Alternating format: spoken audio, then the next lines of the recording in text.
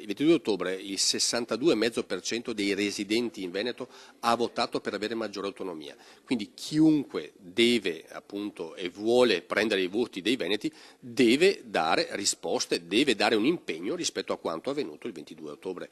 Mi auguro e spero che sia una scelta trasversale di tutti i candidati che sono stati appunto messi nelle liste del Veneto, anche da chi è stato messo da fuori Veneto per prendere voti in Veneto. L'appello del Presidente del Consiglio regionale Roberto Ciambetti ai candidati di tutte le forze politiche. Sull'autonomia del Veneto siano presi impegni chiari prima del 4 marzo. Nelle prossime ore si riunirà intanto a Palazzo Balbi la delegazione impegnata nelle trattative romane per analizzare la bozza di preintesa inviata dal governo alla regione. Un documento, sostiene Ciambetti, che andrà modificato in almeno 2 punti fondamentali.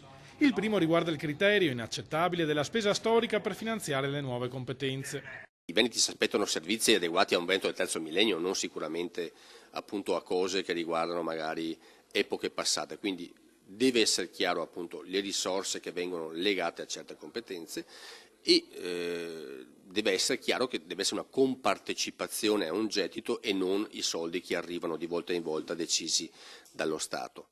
Altro tema critico, quello delle nuove competenze alle regioni. Deve essere chiaro, scandisce il Presidente del Consiglio regionale, che quelle di cui si sta discutendo attualmente sono le prime 5 e non tutte quelle che verranno trasferite.